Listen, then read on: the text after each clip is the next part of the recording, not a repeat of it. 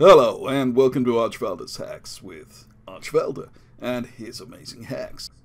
In this video I'm going to be showing you some really easy gold farming techniques, some of which can be mostly done without even being logged into the game. Now the first trick I'm going to show you is a very old and forgotten method to farm Hellfire Ramparts. The oldest source of which I can find is credited to an individual who called himself Power Word Gold, and whose original video seems to no longer exist. First, go into the instance and stand exactly where I'm standing now, and use a target-based reticle method such as Flame Strike. Now this isn't that difficult, but you want to be able to do it perfectly every time, so I'm just going to show it again in slow motion. Note the relative position of the NPCs to my character and the marks on the floor. You can use these as reference points for exactly where to stand. Now what you've done is just kill one of the orcs on the upper floor of Hellfire Ramparts. Now nothing appears to be happening, and indeed you can't see anything from the player's perspective. But through the magic of exploitation we can view the instance from below and get a much better idea of what's going on. Basically, the orc you killed aggroed other orcs in the area, which ran back through the instance, aggroing every other orc they passed like a huge orc snowball, till almost all of the mobs in the instance are coming to meet you at the entrance. Essentially, instead of you running through the instance is running to you. Now if you just stand where you are, you'll get two groups of trash that you need to loot, because the ranged NPCs stand further away than the melee mobs. But if we stand here, then we can line of sight the ranged mobs and they have to get in close, which allows us to create just the one big dollop of trash that we can loot without moving.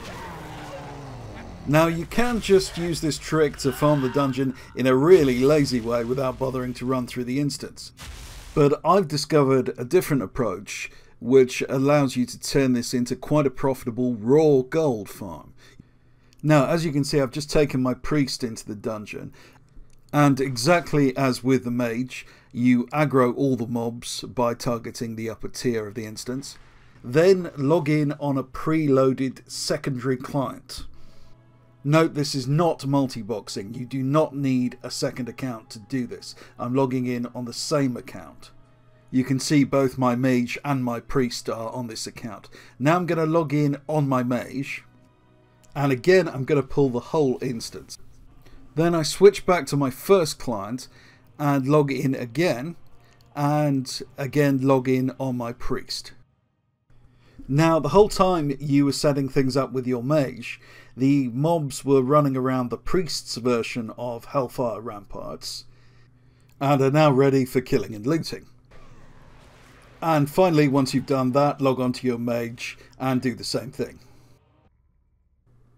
Now you can see that the NPCs really do all the work for you and allow you to farm two versions of the instance simultaneously, which greatly increases the speed with which we can farm this dungeon.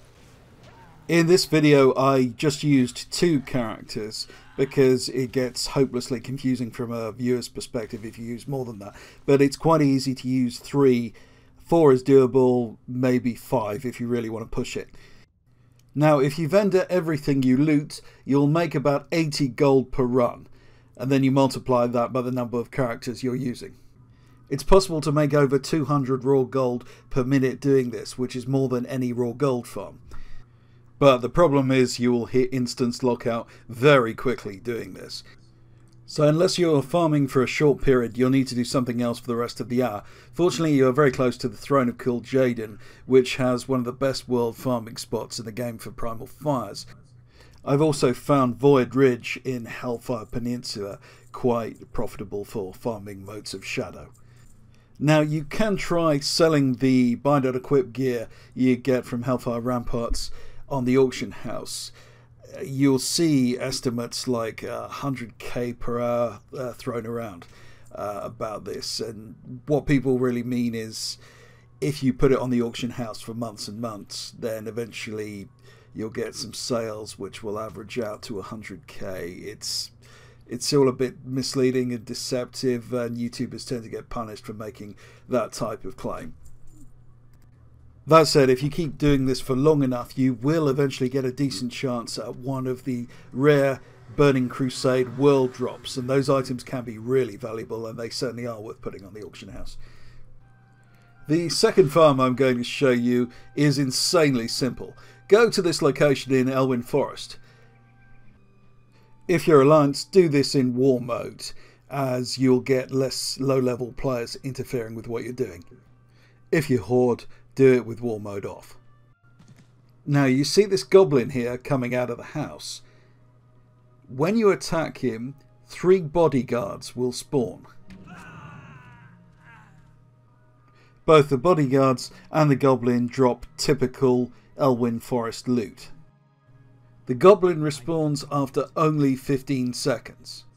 Any class can just kill, loot and repeat, and that's a perfectly good method.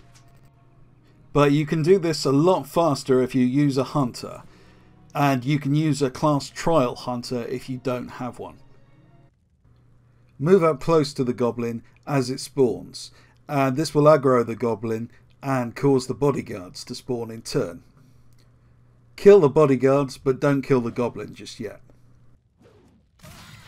Now use your Feign Death ability, and then come immediately out of it, which will aggro the goblin again and cause the bodyguards to spawn again. This method is about 80% faster than just killing the goblin repeatedly. Now this method can be used to devastating effect in legacy dungeons. I've used it to monopolise some of the most valuable items in the game. Unfortunately, those methods have to remain exclusively on my Patreon, as Blizzard fix anything that I publish along those lines.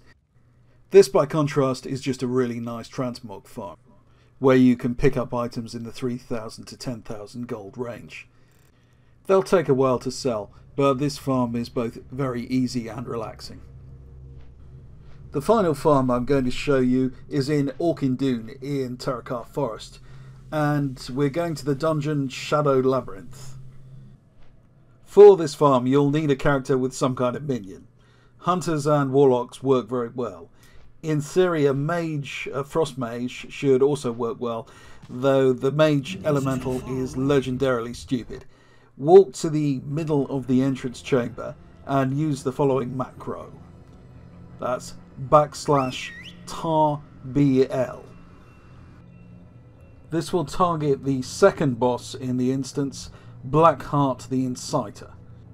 Send your pet to attack the target, and your pet will then run through the instance and kill the boss. Now Blackheart the Inciter is surrounded by trash, and the trash packs all attack anyone who attacks Blackheart. So when your pet kills Blackheart, your pet will return to you, bringing all of that trash with her. And you can see the similarity between this strategy and the gold farming approach we were using in Hellfire Ramparts earlier in the video.